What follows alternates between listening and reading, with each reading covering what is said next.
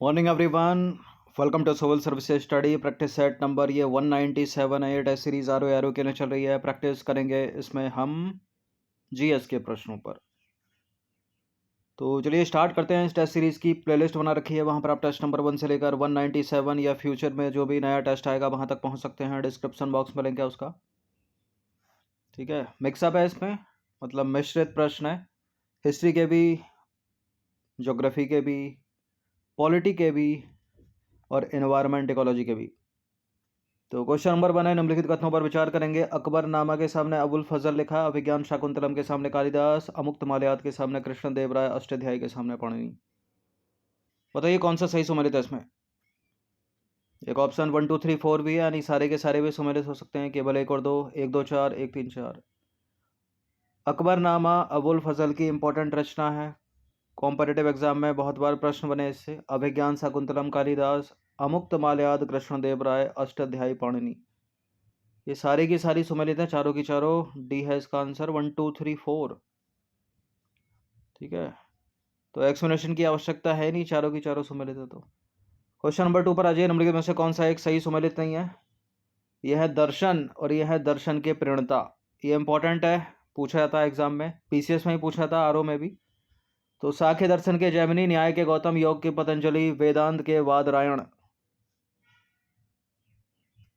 कौन सा इसमें जो है मिसमैच है। देखिए, वेदांत के वादरायण सही है, योग के पतंजलि सही है, न्याय के गौतम सही है, लेकिन साख्य दर्शन के हैं कपिल मुनि।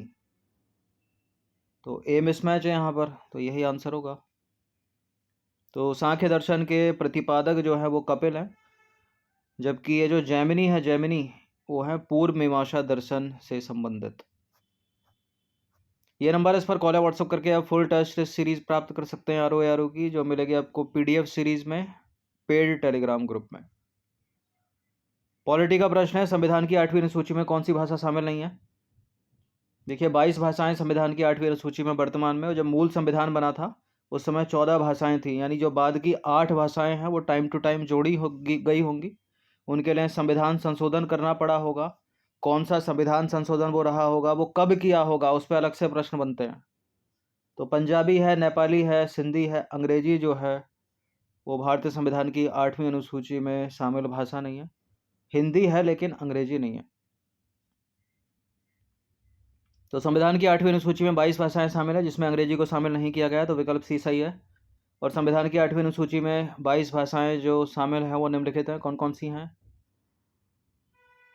असमिया, बंगाली, गुजराती, हिंदी, कन्नड़, कश्मीरी, कोंकणी, मलयालम, मणिपुरी, मराठी, नेपाली, उड़िया, पंजाबी, संस्कृत, सिंधी, तमिल, तेलुगु, उर्दू, बोडो, संथाली, मैथिली और डोंगरी।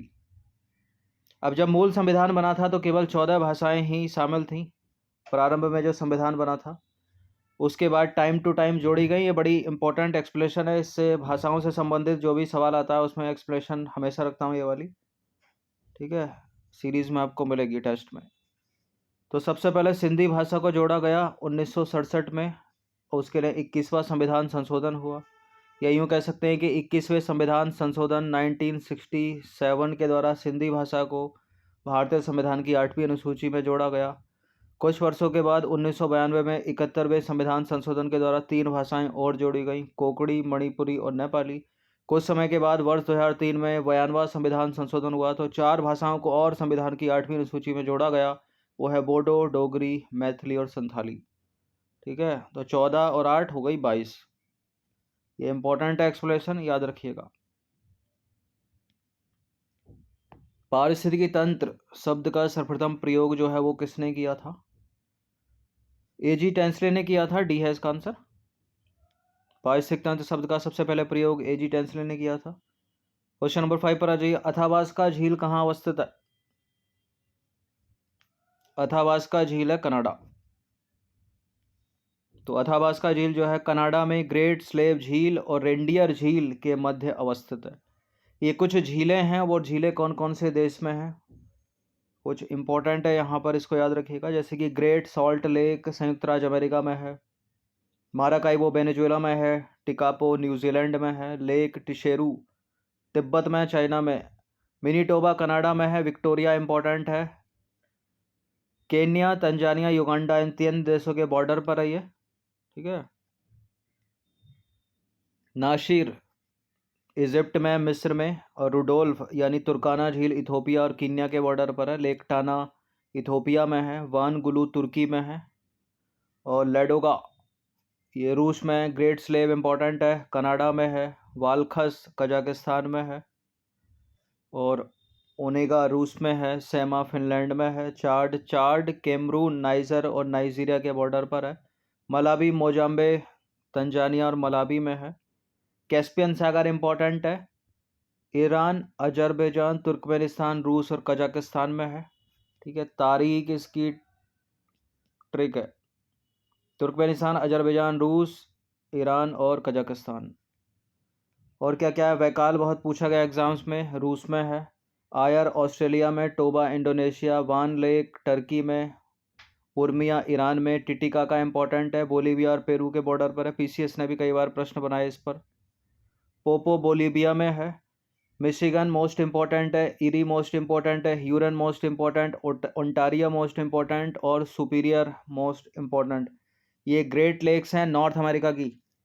ठीक है, उसमें जो इरी है, ह्यूरन है, ओंटारियो है और सुपीरियर है, ये जो है संयुक्त राज्य अमेरिका और कनाडा के बॉर्डर पर है।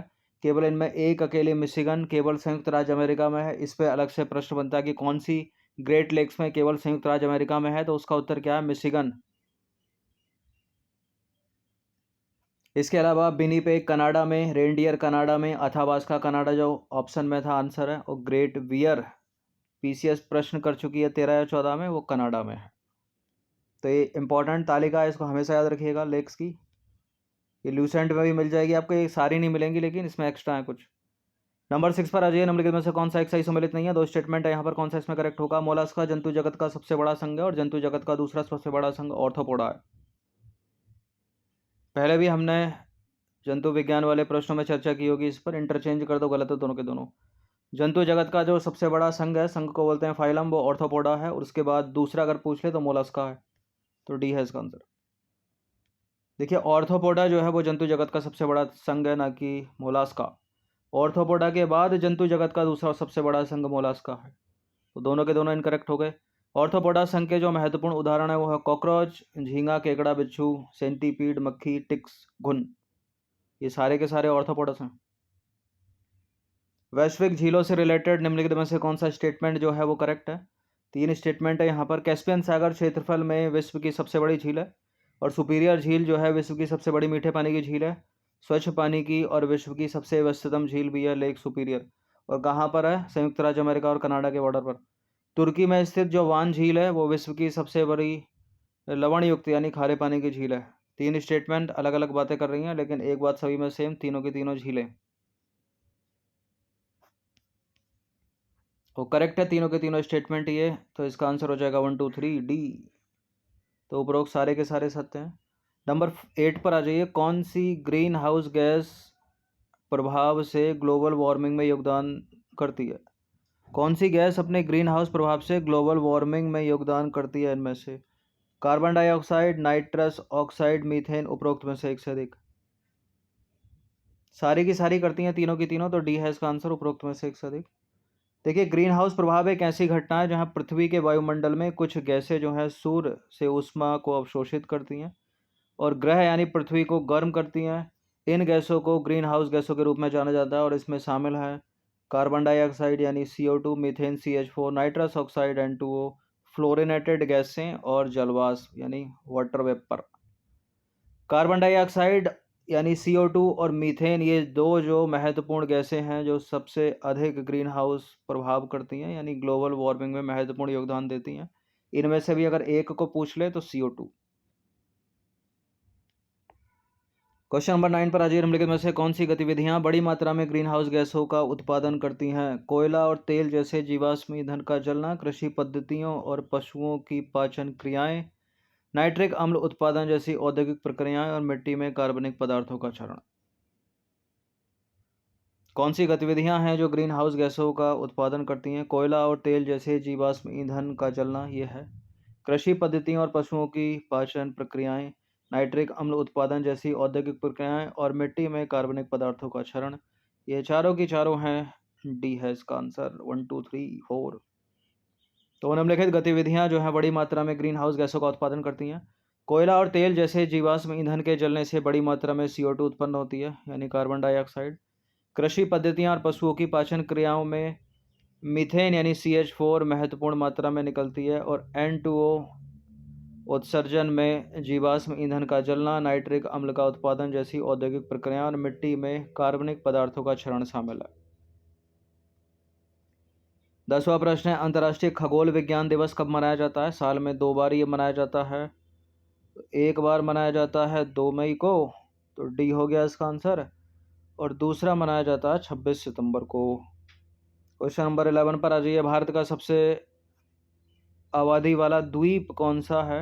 सालसेट, माजुली, अंडमान द्वीप या लक्षद्वीप? भारत का सर्वाधिक आबादी वाला द्वीप है सालसेट द्वीप, महाराष्ट्र में है ये है इसका आंसर। तो भारत का सर्वाधिक आबादी वाला जो द्वीप है वो सालसेट है, और यह द्वीप भारत के महाराष्ट्र प्रदेश में पश्चिमी तट पर स्थित है। और मुंबई का जो महानगर ठाणे है, ठाणे शहर, वो इस द्वीप पर स्थित है। और सालसेट द्वीप दुनिया में सबसे अधिक घनी आबादी वाले द्वीपों में से एक है। 12वां प्रश्न है, भारतीय संविधान के अनुच्छेद 246 के तहत पुलिस एवं सार्वजनिक व्यवस्था या लोक व्यवस्था को किस सूची के अंतर्गत शामिल किया गया है? किस अनुसूची के अंतर्गत शामिल किया गया है? देखिए, भारतीय संविधान में 12 अनुसूचियां हैं, उसमें एक 7वीं अनुसूची है। उस 7वीं अनुसूची में 3 सूचियां, संघ सूची, राज्य सूची और संवर्ती सूची, यानी सेंट्रल लिस्ट, स्टेट लिस्ट और कॉन्करेंट लिस्ट। उसमें जो स्टेट लिस्ट है, पुलिस और सार्वजनिक व्यवस्था जो है वो राज्य सूची का विषय है। फिलहाल यहाँ 7वीं अनुसूची, आंसर होगा डी। तो भारतीय संविधान के अनुच्छेद 246 के तहत पुलिस और सार्वजनिक व्यवस्था या लोक व्यवस्था को 7वीं अनुसूची के अंतर्गत शामिल किया गया है। और भारतीय संविधान की 7वीं अनुसूची में 3 सूचियां कौन कौन सी? संघ सूची, राज्य सूची, संवर्ती सूची। और ये जो राज्य सूची है इसी का विषय है पुलिस और लोक व्यवस्था या सार्वजनिक व्यवस्था। ठीक है। देखिए, राज्य सरकारों का प्राथमिक कर्तव्य क्या है? अपराध को रोकना, अपराध का पता लगाना, पंजीकरण करना, जांच करना, अपराधों पर मुकदमा चलाना। क्वेश्चन नंबर 13 पर आ जाइए। केंद्रीय महिला और बाल विकास मंत्रालय द्वारा शुरू की गई स्त्री मनोरक्षा परियोजना का संबंध किससे है? निम्नलिखित में से स्त्री मनोरक्षा परियोजना, इसके नाम से ही लग रहा है कि ये महिलाओं के मानसिक सुधार से, तो ए है इसका आंसर। देखिए, केंद्रीय महिला एवं बाल विकास मंत्रालय द्वारा निम्हांस बंगलुरु के सहयोग से स्त्री मनोरक्षा परियोजना शुरू की गई, और इस परियोजना का जो उद्देश्य है वो है महिलाओं के मानसिक स्वास्थ्य में सुधार लाना, तो ए करेक्ट है।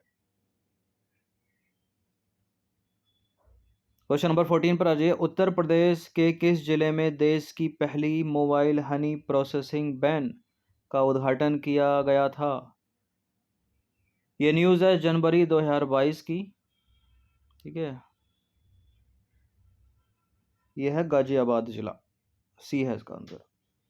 तो 6 जनवरी 2022 को खादी और ग्रामोद्योग आयोग ने उत्तर प्रदेश के गाजियाबाद के लोनी ब्लॉक के गांव सिरोरा सलेमपुर में देश की पहली, भारत की पहली है इसलिए इंपॉर्टेंट है, मोबाइल हनी प्रोसेसिंग वैन का उद्घाटन किया था जनवरी 2022 में। हनी मतलब शहद। नंबर 15 पर आ जाइए। लेमरू हाथी रिजर्व निम्नलिखित में से किस राज्य में अवस्थित है? लेमरू हाथी रिजर्व है छत्तीसगढ़ में, सी है इसका आंसर। देखिए, लेमरू हाथी रिजर्व छत्तीसगढ़ के कोरबा जिले में अवस्थित है, और यह पूर्व मध्य भूदृश्य हाथी रेंज का हिस्सा है। अब हाथियों की बात हो रही है, तो हाथियों के लिए प्रोजेक्ट एलिफेंट को फरवरी 1992 में केंद्र प्रायोजित परियोजना के रूप में प्रारंभ किया गया था, और इस परियोजना का प्रमुख उद्देश्य है जंगली हाथियों की मुक्त आबादी वाले राज्यों की सहायता करना। जैसे कि ये राज्यों के नाम है, पश्चिम बंगाल में जो हाथी रिजर्व है वो मयूर झरना है, झारखंड में सिंह भूमि है, अरुणाचल प्रदेश में कामेंग है, असम में है सोनितपुर। यूपीएससी भी स्टेटमेंट बनाकर प्रश्न कर लेती है कि निम्नलिखित में से किस स्टेट में आप जाओगे तो हाथी रिजर्व आपको देखने को मिलेंगे?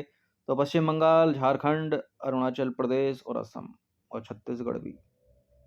क्वेश्चन नंबर 16 पर आ जाइए। संग्रहालय अनुदान योजना निम्नलिखित में से किस केंद्रीय मंत्रालय द्वारा आरंभ की गई? संग्रहालय अनुदान योजना यह है संस्कृति मंत्रालय की, cultural ministry, option number B.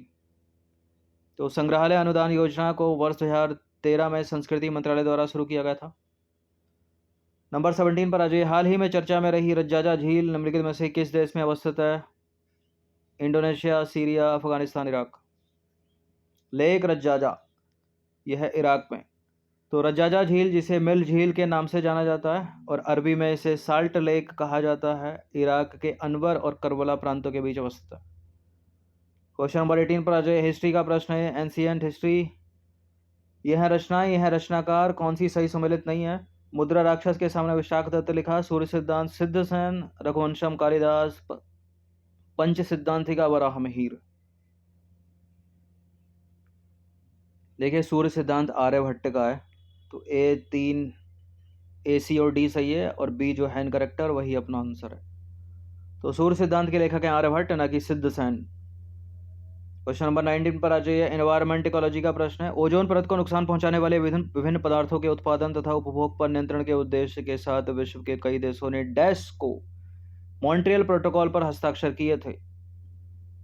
कब? 16 सितंबर 2000 को, 16 सितंबर 1987, 24 जून 1992 या 22 मई 1972। देखिए 16 सितंबर को मनाया जाता है ओजोन दिवस, तो 16 सितंबर के सही होने की संभावना ज़्यादा है। लेकिन कब? 16 सितंबर 1987 को, 1987 यहाँ पर आएगा, सी है इसका आंसर। तो ओजोन परत को नुकसान पहुंचाने वाले विभिन्न पदार्थों के उत्पादन तथा उपभोग पर नियंत्रण के उद्देश्य के साथ विश्व के कई देशों ने 16 सितंबर 1987 को मॉन्ट्रियल प्रोटोकॉल पर हस्ताक्षर किए थे, जिसे आज विश्व का सबसे सफल प्रोटोकॉल माना जाता है। और मॉन्ट्रियल प्रोटोकॉल के तहत 3 पैनल आते हैं: वैज्ञानिक आकलन पैनल, प्रौद्योगिकी और आर्थिक आकलन पैनल, पर्यावरण प्रभाव आकलन पैनल। 19 हो गए। 20वां प्रश्न है, अंतिम प्रश्न है, और प्रश्न है वो, वर्ष 1992 में रियो पृथ्वी शिखर सम्मेलन में अपनाया गया जैव विविधता अभिसमय को, संयुक्त राष्ट्र मरुस्थलीकरण रोकथाम अभिसमय को, संयुक्त राष्ट्र जलवायु परिवर्तन फ्रेमवर्क सम्मेलन को, या सभी को? वर्ष 1992 में रियो पृथ्वी शिखर सम्मेलन में अपनाया गया था संयुक्त राष्ट्र जलवायु परिवर्तन फ्रेमवर्क सम्मेलन को, संयुक्त राष्ट्र मरुस्थलीकरण रोकथाम अभिसमय को, जैव विविधता अभिसमय को, उपरोक्त सभी को। तो सारे के सारे हो गए, डी है इसका आंसर। देखिए वर्ष 1992 में रियो पृथ्वी शिखर सम्मेलन में संयुक्त राष्ट्र जलवायु परिवर्तन फ्रेमवर्क सम्मेलन और संयुक्त राष्ट्र मरुस्थलीकरण रोकथाम अभिसमय के साथ ही जैव विविधता अभिसमय को अपनाया गया। जैव विविधता अभिसमय को मुख्यतः 3 उद्देश्यों, कौन कौन से? जैविक विविधता का संरक्षण, इसके घटकों का स्थायी उपयोग और आनुवंशिक संसाधनों के निष्पक्ष एवं न्याय संगत साझाकरण के लिए डिजाइन किया गया था। तो ये 20 प्रश्न थे, इंपॉर्टेंट है। इन सभी का फुल टेस्ट PDF सीरीज प्राप्त कर सकते हो। उसके लिए आपको ज्वाइन करना पड़ेगा टेलीग्राम पेड ग्रुप, या नंबर इस पर कॉल या व्हाट्सअप करके। सवाल सर्विसेज स्टडी चैनल को सब्सक्राइब रखिएगा, हर दिन प्रैक्टिस करते रहिएगा। धन्यवाद।